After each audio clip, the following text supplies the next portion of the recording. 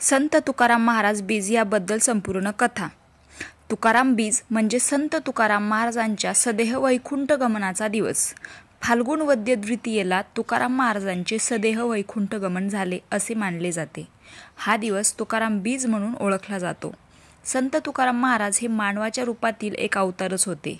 हे इसवी सनच्या 16व्या ते 17व्या शतकातील एक वारकरी संत होते। त्यांचा जन्म वसंत पंचमीला माघ शुद्ध पंचमीला झाला। पंढरपूरचा विठ्ठल वा विठोबा हे तुकारामांचे आराध्य दैवत। तुकारामांना वारकरी संप्रदाय जगद्गुरू म्हणून ओळखतात। वारकरी संप्रदायातल्या प्रवचन व कीर्तनाच्या शेवटी पुंडलिक वरदे हरी विठ्ठल श्री ज्ञानदेव तुकाराम पंढरीनाथ महाराज की जय, जगद्गुरू तुकाराम महाराज की जय असा जयघोष करतात। जगद्गुरू तुकाराम लोककवी होते। मानव असूनही सदेह वैकुंठ गमनाचे सामर्थ्य यांनी दर्शवले। संत तुकाराम महाराज सतत भावावस्थेत असायचे। सर्व काळ ते हरिनामात दंग असल्याने ते देहात असूनही नसल्यासारखेच होते। तुकाराम बीज हा संत तुकारामांचा मृत्यू दिवस मानला जातो आणि महाराष्ट्रात तो साजरा केला जातो। हा दिवस म्हणजे तुकाराम महाराजांच्या सदेह वैकुंठ गमनाचा दिवस आहे असे मानणारे एक मतप्रवाह आहे। फाल्गुन वद्य द्वितीयेला तुकारामांचे सदेह वैकुंठ गमन झाले असे मानले जाते। देहूला वैकुंठ गमन केलेल्या स्थानी एक चमत्कार आज देखील बघायला मिळतो। देहूला संत तुकाराम महाराज जेथून वैकुंठाला गेले त्या स्थानावर आजही एक नांदुरकी नावाचे वृक्ष आहे।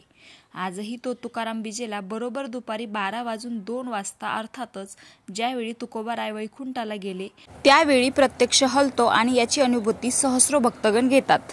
ज्ञानदेवे रचिला पाया तुका झाला से कळस। वारकरी संत परंपरेचा कळसाध्याय ठरलेले संतश्रेष्ठ तुकाराम महाराज यांचे आज तुकाराम बीज आहे।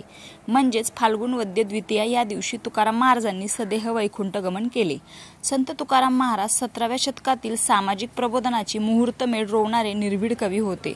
समाजाच्या तळागाळातील लोकांनाही सहज उमजतील अशा संत रचना तुकारामांनी केल्या। श्रीरामाने शरयू नदीत देह समर्पित केला तर श्रीकृष्णाने पारद्याचा बाण लागल्यानंतर तोही सदेह अनंतात विलीन झाला। सदेह वातावरणात म्हणजेच पंचमहाभूतात गेलेले हे दोन्ही अवतार होते। परंतु मानव असूनही सदेह वैकुंठ गमनाचे सामर्थ्य दर्शवणारे संत तुकाराम महाराज हे एकमेव होते। तुकाराम बीजानिमित्त त्यांच्या कार्याचा घेतलेला थोडक्यात आढावा।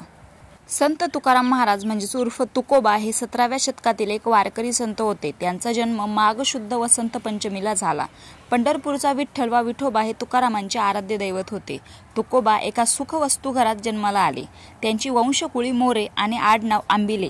3 भावांमध्ये तुकोबा मधले। थोरला भाऊ थोडासा विरक्त।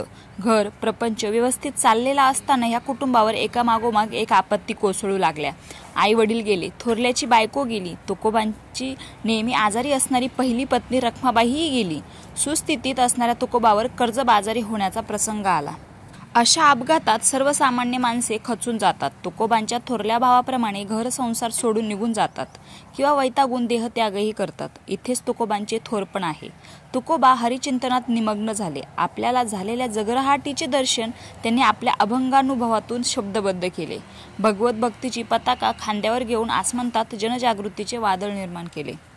तुकोबांचे अभंग वाचणारा प्रत्येक जण ह्या वादळाने झपाटला जातो। तुकोबा वामनाप्रमाणे सारी भूमी पादाक्रांत करतात आणि आकाशालाही गवसणी घालतात। सागराचा ठाव घेणारी आणि हिमालयाच्या उंचीला स्पर्श करणारी अशी तुकोबांची लोकोत्तर प्रतिभा आहे। 4 चौघांप्रमाणे सामान्य जीवन वाट्याला आलेले असूनही तुकोबांनी आपत्तीने घेरलेल्या जगण्यातील वेगळा अर्थ सर्वांना समजावून सांगितला। व्यवहाराची थोर शिकवण शब्दांतून देत असतानाच भक्तीचे रहस्यही उलगडून दाखविले। संसारात वावरत असताना येणाऱ्या सुखदुःखांना काही अंतरावर कसे ठेवावे, गुंतून न राहताही संसार कसा करता येतो त्याचे मार्गदर्शन तुकोबासारखे दुसऱ्या कोणी केलेले नाही।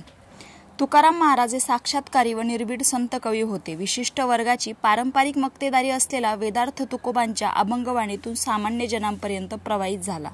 संत तुकारामांचे अभंग महाराष्ट्राच्या सांस्कृतिक परंपरेचे महान द्योतक आहे।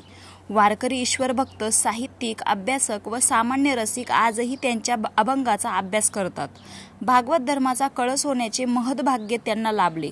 महाराष्ट्राच्या हृदयात अभंग रूपाने तुकोबा स्थिरावले आहेत।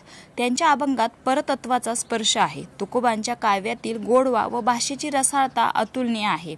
संत तुकाराम महाराजांनी आपल्या अभंगा लेखनाबरोबर गवळणीही रचल्या होत्या।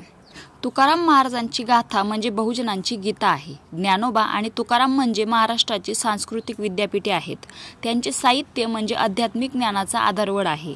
ज्ञानेश्वरानंतर जनार्दन स्वामी, एकनाथ महाराज, नामदेव आणि त्यानंतर संत तुकाराम यांनी भागवत धर्माची पताका सर्वत्र फडकवली.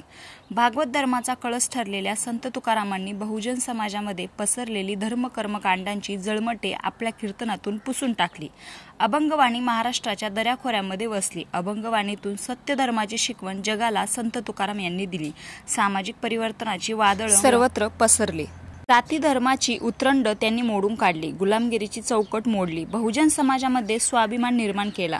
संघर्षमय जीवन जगूनही अध्यात्म, भागवत भक्ती, उपदेशाची कास न सोडणाऱ्या तुकारामांनी फाल्गुन वद्य द्वितीयेला सदेह वैकुंठ गमन केले.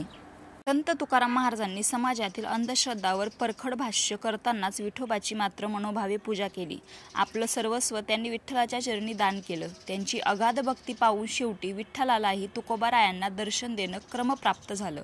मात्र फक्त दर्शनाने माझी तृष्णा भागणार नाही, तर तुझ्या चरणी कायम स्थान मिळो अशी विनंती तुकाराम महाराजांनी विठ्ठलाच्या चरणी केली होती. त्या विनंतीला मान देऊन श्री विष्णूंनी आपलं वाहन असणाऱ्या गरुडाला देहू इथे पाठवलं आणि शेकडो लोकांच्या उपस्थितीत गिरचनत करतानाच तुकोबाराय आमचा राम राम घ्यावा असं म्हणत देह वैकुंठाला निघून